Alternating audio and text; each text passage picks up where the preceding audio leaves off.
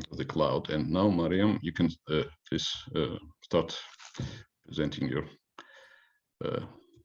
Thank you. Thank you for the lovely introduction. So this talk is going to be, in the beginning, I'm going to give a short example-based introduction to persistent homology. And persistent homology, as has already been mentioned, hasn't been around that long, about a decade. And it's a method in data analysis, but it uses machinery from algebraic topology, which is an area in pure mathematics. And this is quite an unusual thing to use completely pure mathematics based topic and apply it to something very, very applied like data analysis. And so the idea here is that we are using homology, which is the machinery from algebraic topology. And homology is used to distinguish topological spaces based on their connectivity. It's an invariant which is given in different dimensions. So there is a homology in each dimension. And in 0th dimension, homology distinguishes spaces based on the connected components. And in 1st dimension, it basically counts holes. And 2 dimensions counts 2-dimensional holes. You could also say cavities or voids. And then we can generalize that to higher dimensions as well. And here, let's run into code. So here, well, these are, of course, not smooth spaces. They are just approximations generated from points sampled from a sphere and the torus, but while they're visual representations of 2 topological spaces, this one is supposed to be a sphere. And the sphere, well, there is just one connected component. There are no 1-dimensional holes, but we do have a void inside the ball. So this is supposed to be empty inside. So the homology would be, we would have one copy of, well, one a 1-dimensional vector space in H0 and the 1-dimensional vector space in H2 and no other homology. This is a torus. Again, we are assuming that the inside is hollow. So we would still have 2nd homology, but we would also have 1st homology. There is a hole here, a 1-dimensional hole, and then there would be another one going through the ring. So we would have 2-dimensional vector space in H1, and the 1-dimensional vector space in H2, and the 1-dimensional space in H0 as well, because we do have one connected component. And so homology itself becomes usable for something as applied as persistent homology, because it is naturally defined for cell complexes, which themselves are a combinatorial structure. And they can be thought of as a kind of generalization of graphs. So we have vertices, we have edges, and then we have higher dimensional cells. We have things like triangles or squares, and then even higher dimensional cells like tetrahedra, small pyramids, and so on. And so for example, here we are building our approximation to the sphere by using small triangles. And same with the torus. So we are approximating our space using this sort of combinatorial structure. And in general, if a data set can be encoded as a cell complex, then we can compute homology for it. Persistent homology is defined for filtered cell complexes. So we have to have a cell complex and then a filtration on it. So we will have a nested sequence of cell complexes, and they will be parameterized by some parameter. So here again, let's have a look.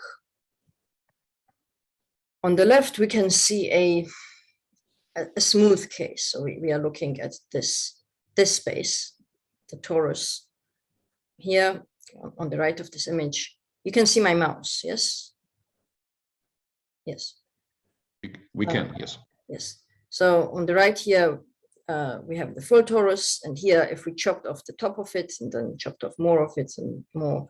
And when we look at it this way, we have this nested sequence. So we have this space is included in that one, and this space included in that one. This space is included in this one. So we have this these inclusions, and this space grows. This is what we mean by a nested sequence. And here, if we thought of this as a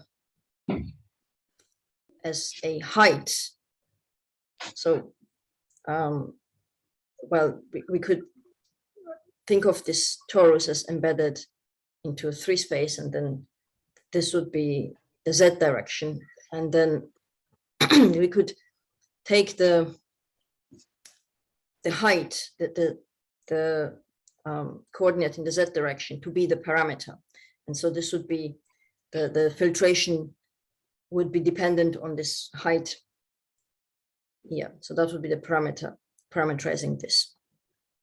Now, when we are looking at actual data, for example, one of the more common types of data comes in the form of a point cloud. A point cloud, these are points in some Euclidean space. So for example, here we have some points given in the plane. And a very simple data set might look like this. So when we have a set of points, what we can do is we can grow balls with a radius epsilon around each of the points. So we want to, from these points, create a filtered cell complex. And the way we do it is we choose this parameter epsilon, and we grow balls of size epsilon around each point. And for a given epsilon, if so we draw an edge between 2 points if the balls of size epsilon intersect. And we draw small triangles between 3 points if we have pairwise intersection of the balls of the 3 points. So here we have such a case. So these 2 circles intersect here, and then of course these 2 and these 2 as well. And so we draw a triangle here. And then we grow these epsilon balls, and as we grow epsilon, more and more cells would be added to this cell complex. So here we can see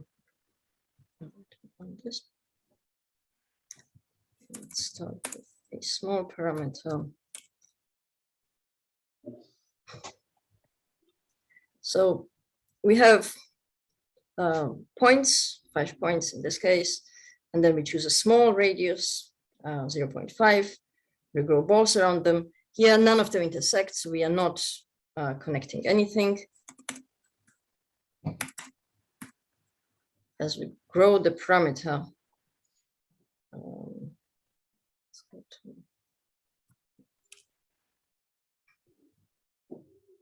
then these balls start to intersect, and as they intersect, we draw edges between them. So our cell complex grows, and when we reach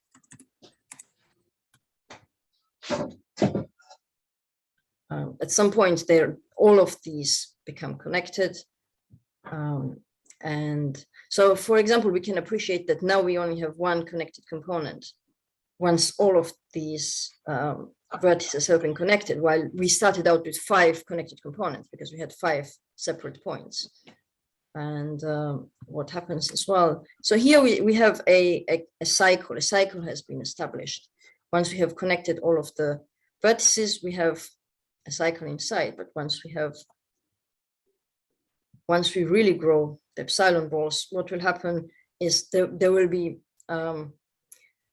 pairwise intersection between all of them. And so we would cover the entire inside with triangles, and the cycle would disappear again.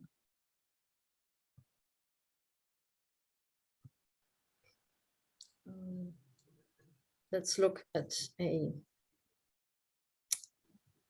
sorry. Okay, here we go. Let's look at a slightly larger example. So here we have points sampled from the cube minus 0.5,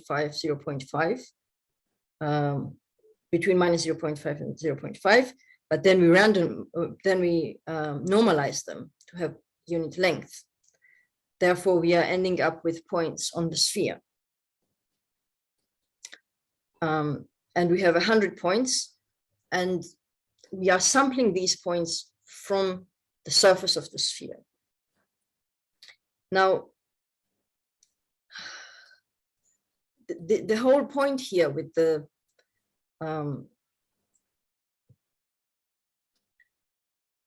point clouds and building this cell complex from the point cloud is that somehow we are hoping that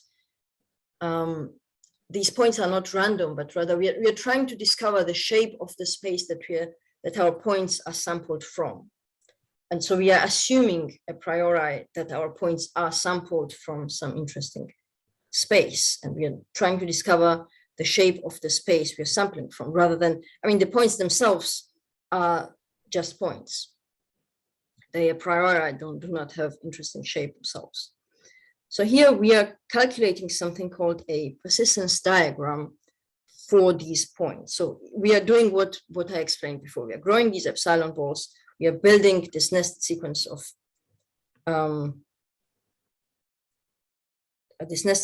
of cell complexes, and for each value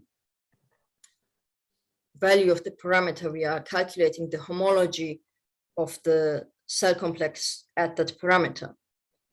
And then what we are looking at is how the homology features persist over this parameter. And so what we are seeing here are so here, I'm not sure if you can see very well, the blue points are features in H0. So these orange ones are H1, and the green ones are H2.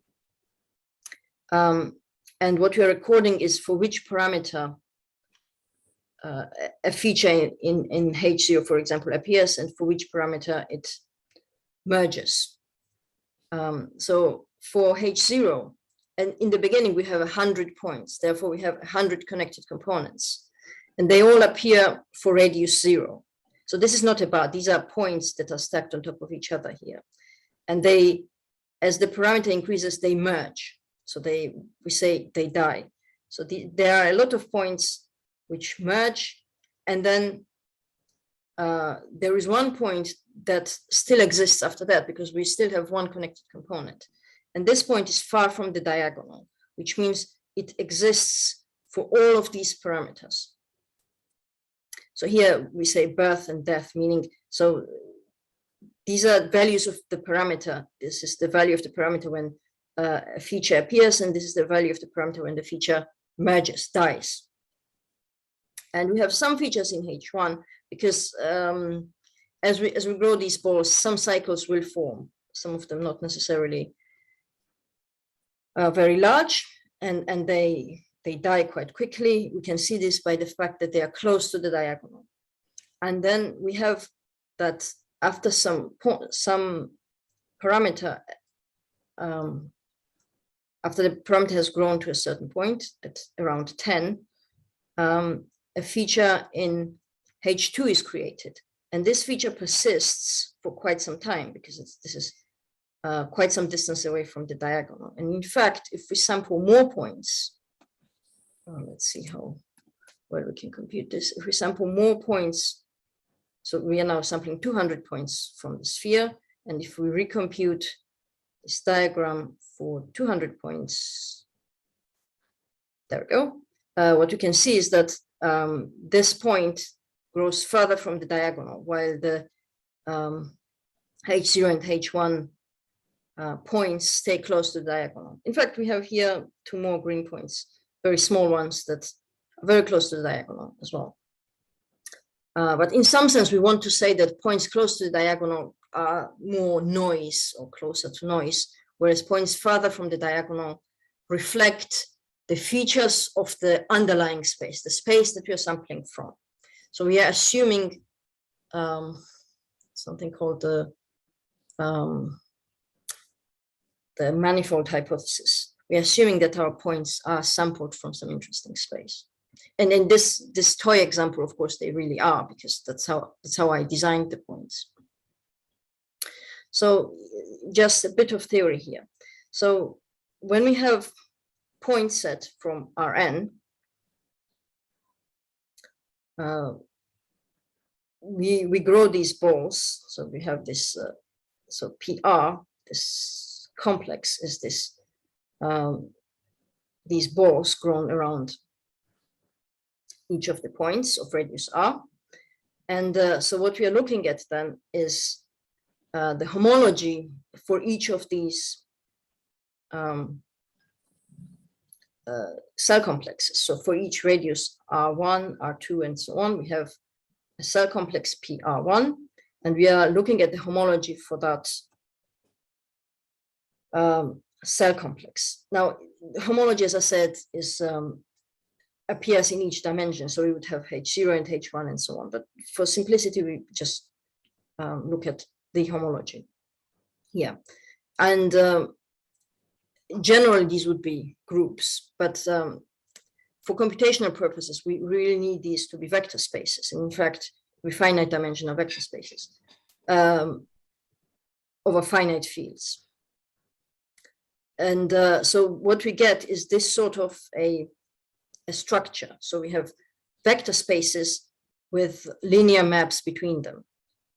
And this is something called a persistence module. So we have gone from something that was a topological structure to something algebraic, something, the persistence module is linear vector spaces with linear maps between them. This is an algebraic structure. And there is these sorts of objects are studied in the representation theory of quivers. And there is a deep result called Gabriel's theorem, which tells us that such a sequence can be decomposed into intervals.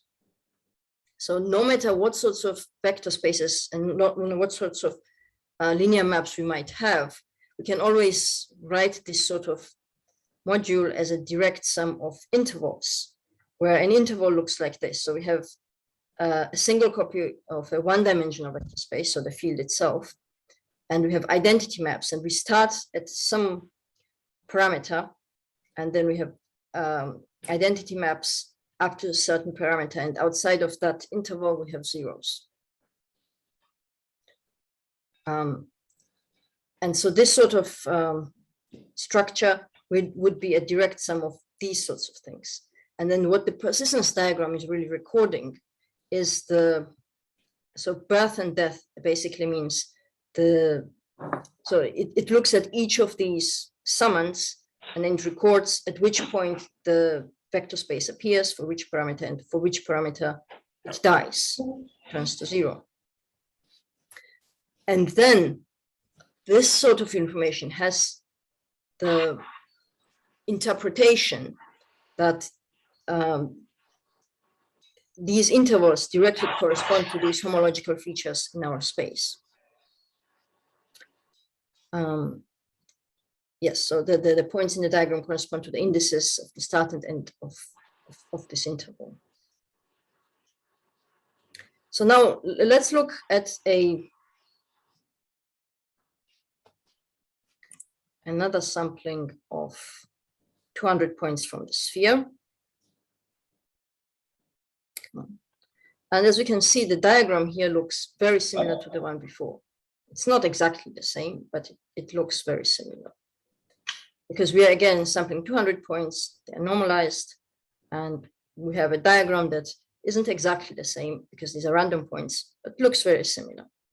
And then we have something called the bottleneck distance defined for these persistence diagrams. And this bottleneck distance is really what makes persistent homology interesting, because we have something called a stability result, a stability theorem for this particular distance, which tells us that, so actually let's compute the distance first.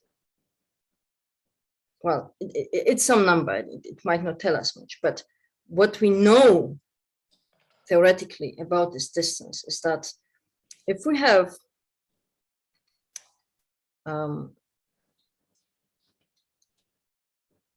well, this is the original statement. So we have the same space, but with two different filtrations on it. The functions, I will talk about this later, correspond to this filtration. Then we say that the bottleneck distance between the diagrams of corresponding to these filtrations is bounded above by the L infinity distance between these functions. Here, T means that we only have a finite number of critical values, meaning we have only a finite number of parameters for which the homology changes here. So for a finite setting, for a point cloud, for a data set, this is a very, very sensible requirement. We never really breach that. This could only ever go wrong in theoretical setting. And we actually also have that this bottleneck distance, which I'm not explaining how it's defined, but for those who know, perhaps the Hausdorff distance. So we are actually looking at these points, so these point sets, and then we are defining some kind of a matching distance between these points, and it's bounded below by the Hausdorff distance of these points. So what we are saying here is that if our original point clouds or our original data sets or the filtrations thereof are close, then our bottleneck distance of the associated diagrams will also be close. So for spaces that are similar, we are never going to have persistence diagrams that are different from each other. And in fact, if I now do this, so we don't normalize anymore here. So we still have 200 points sampled, but now from this small cube. So we no longer expect to see a large point in H2 because we no longer have the cavity. And in fact, we are not seeing a large point in H2. We only have points close to the diagonal here. From the parameter, we can see that these are quite close to the diagonal. And in fact, the two-dimensional points are now closer to the diagonal than the one-dimensional points, which we already determined were noise. And here, now the distance before was 0.1 something, which doesn't tell us much. It's just a number. But now that we recompute the distance between these two diagrams, we can see that the distance has increased about fourfold. When you say we don't normalize, you mean now you have balls of different radius, or? No, we just have 200 points sampled from the cube. So before, I was insisting that the length of each of the points was 1, so they were lying effectively on the surface of a sphere of radius 1. And now I don't do that step anymore. So these are just 200 random points from the cube, and they can lie anywhere inside the cube. Not on the sphere anymore. No. Yes.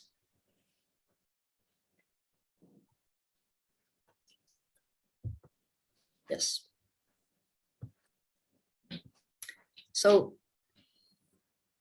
now we were looking at points in Euclidean space. So we were looking at, in some sense, a very limited type of data set. But in fact, all we need is pairwise distances between the points. All we need to know in order to grow epsilon balls is how these epsilon balls intersect. So all we need is a pairwise distance. So we are not limited at all to Euclidean space. We could have a much more abstract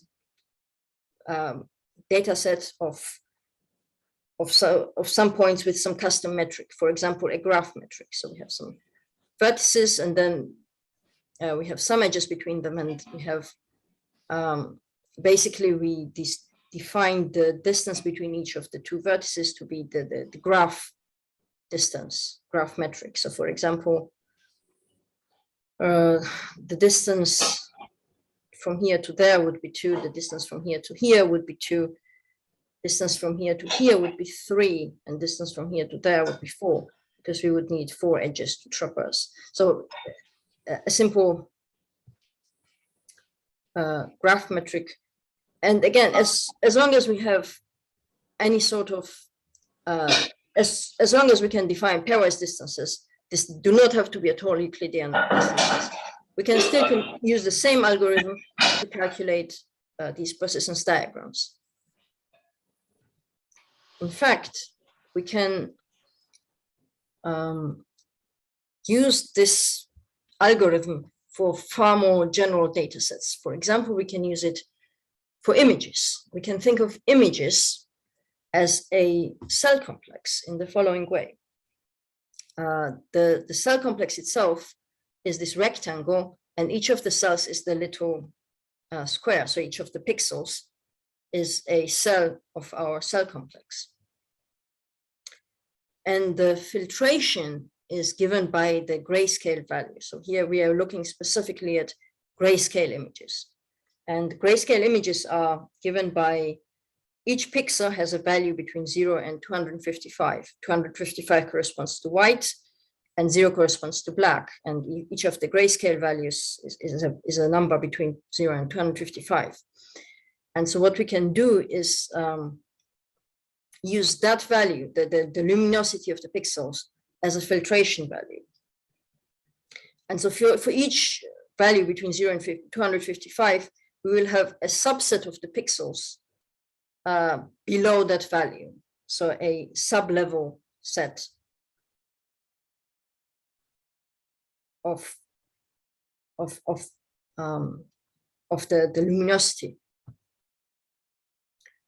And in this case, again, we can compute persistent homology. Now this image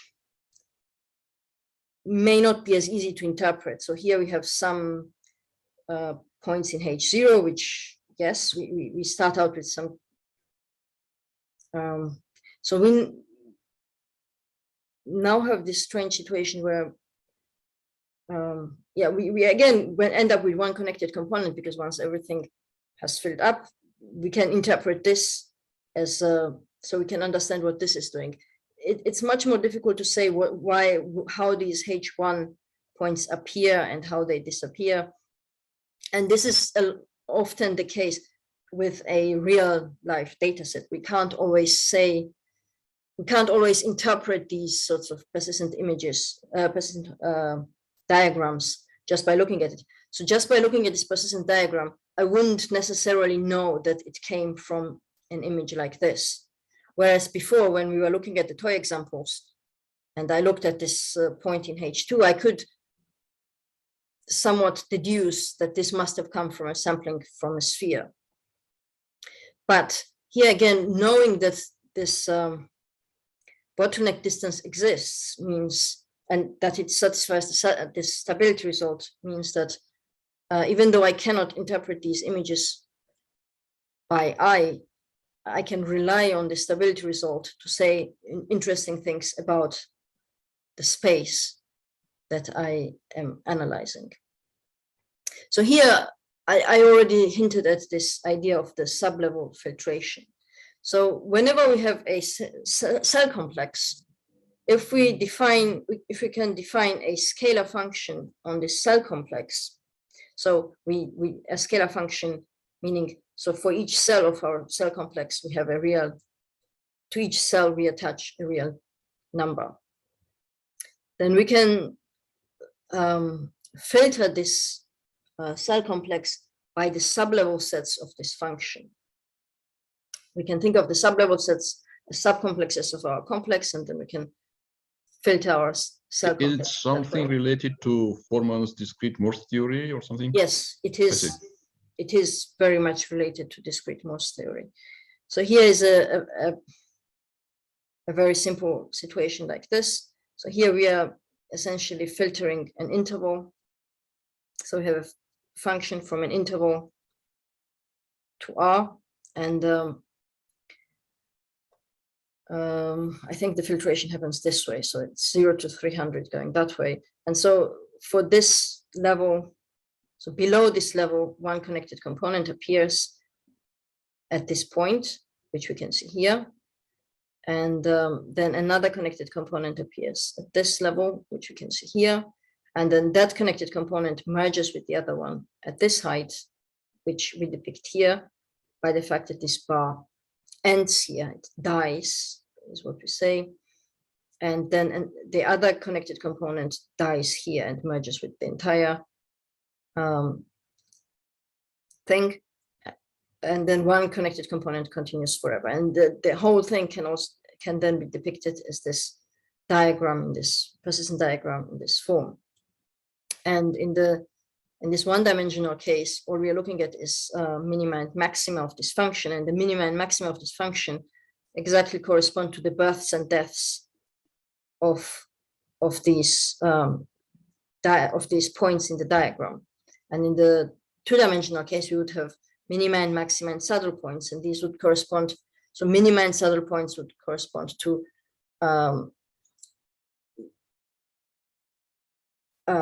zero-dimensional births and deaths, and saddle points and maxima would correspond to one-dimensional homological features, and the births and deaths of those homological features.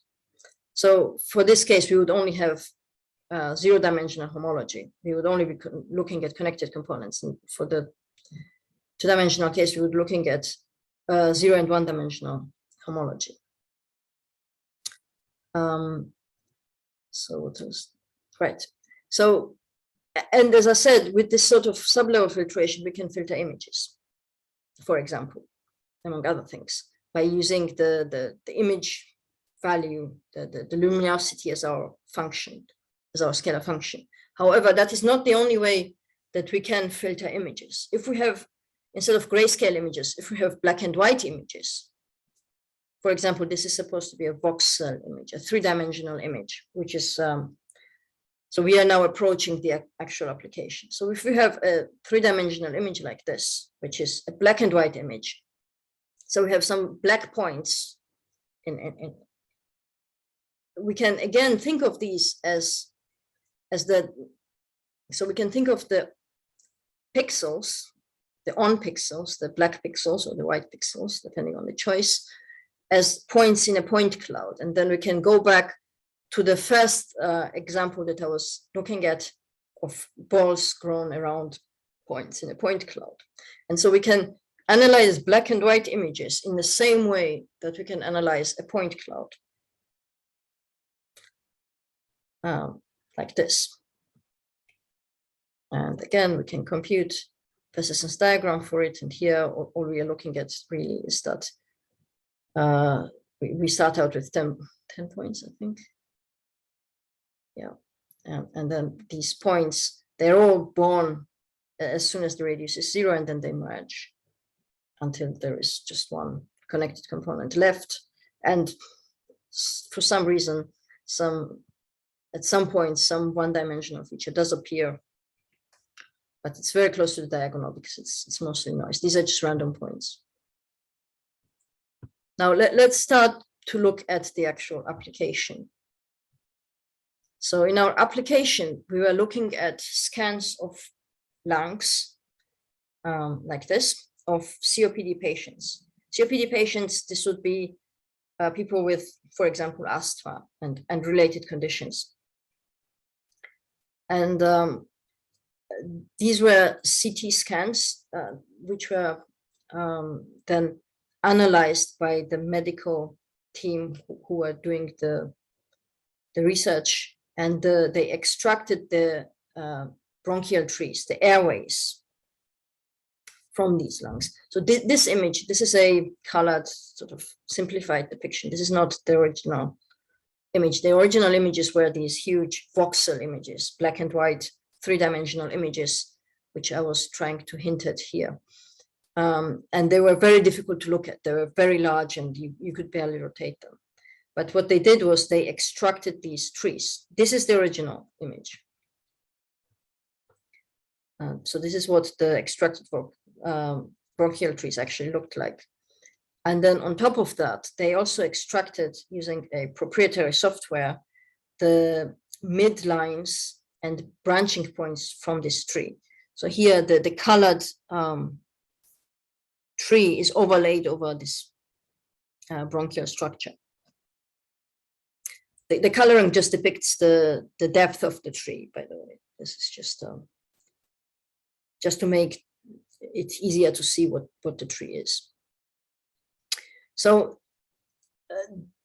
the point here was that the way COPD is usually diagnosed is that the patients have to undergo a testing. They have to inhale a certain volume of air and hold their breath for a number of seconds, and then they have to exhale the air and see how fast they can exhale it and how fast they can inhale it and what volume of air they can inhale and exhale. And this is called FEV1 percentage. This measurement is the FEV1 percentage. And this is quite an uncomfortable test for people who already have breathing difficulties. And so the hope is to be able to do the same diagnosis with just looking at the scans, rather than having the patient to go through this FEV1 testing. And the hope is to have numerical descriptors of these images which correlate very well with this FEV1 measurement. So our data was the CT scans of 64 patients and the scans were taken when they exhaled and when they inhaled. And they were classed into 4 groups, depending on their FEV1 measurement. The groups were healthy smoker, and then this gold stage 1, this is a medical classification based on this FEV1. This is stage 1 disease and stage 2 disease. Stage 2 disease is the more severe form of the disease.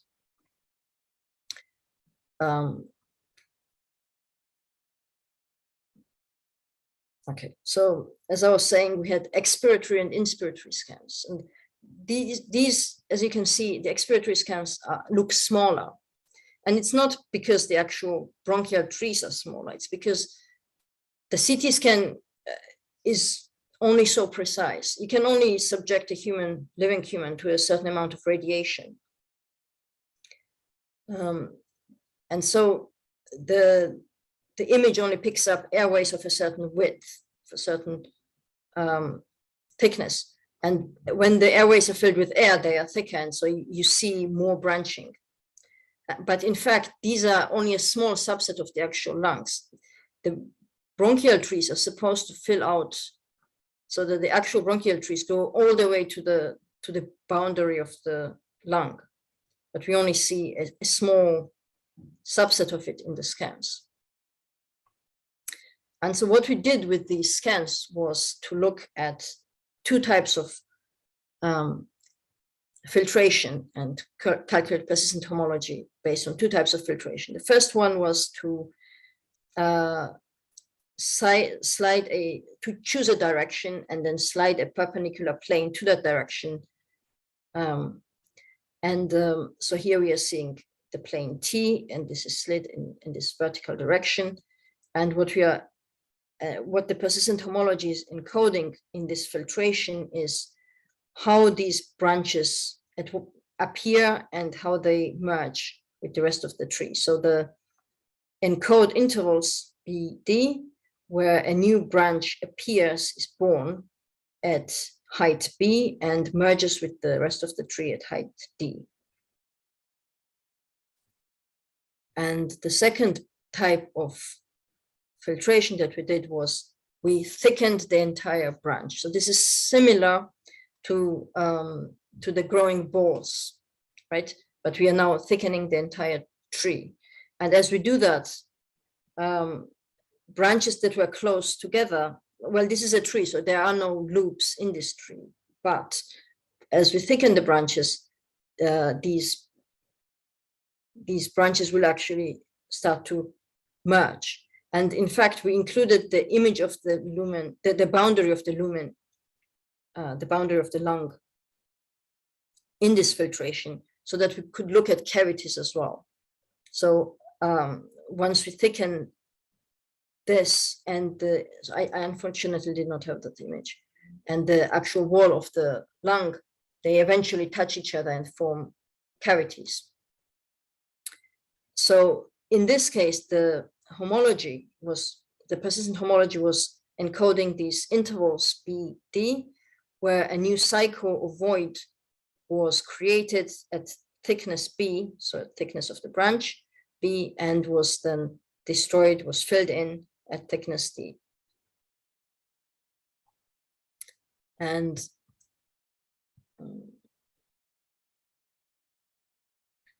so the sorts of results we had was, if we looked at all of the scans and calculated pairwise distance, so we calculated persistence diagrams for each of the scans, and then calculated pairwise bottleneck distances between all of the scans, we got a large set of points in some metric space, and then we could embed that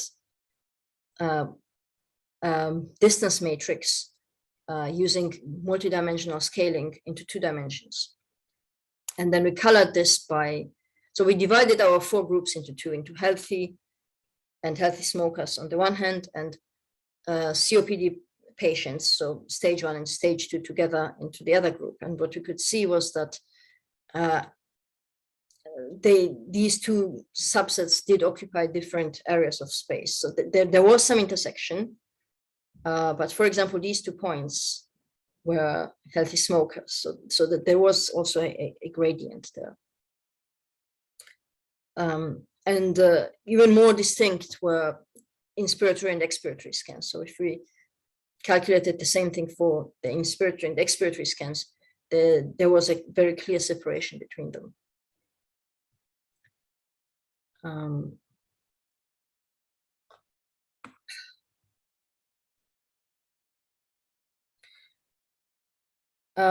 So as we said, we wanted to look at numerical summaries of our lungs, of the lung scans, that somehow correlated well with the FEV1 score.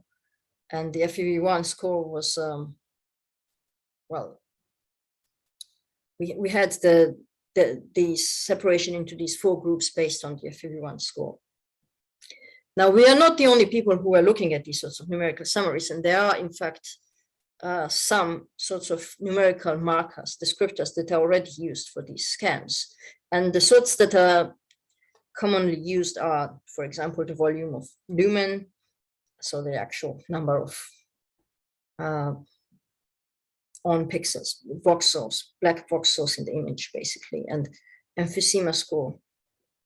This had something to do with area of something, I don't remember. But so there were commonly used features, descriptors for these scans. And we compared the commonly used descriptors with our descriptors. But you were the first to use a persistent homology, is Yes, right? yes. Okay. So the descriptors that were used were far more directly computable from the scans.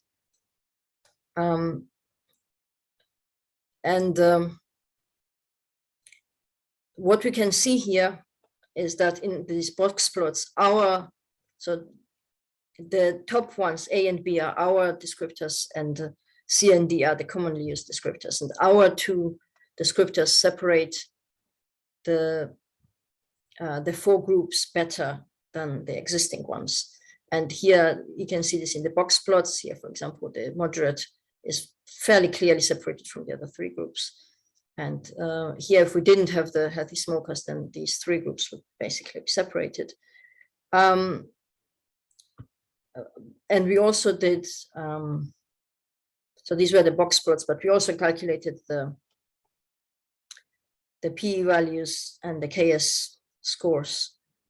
Again, A and B correspond to our features, and C and D correspond to the commonly used features. And in most cases, our values here, or our p values, are lower than the p values of the commonly used features. And I think I will stop here.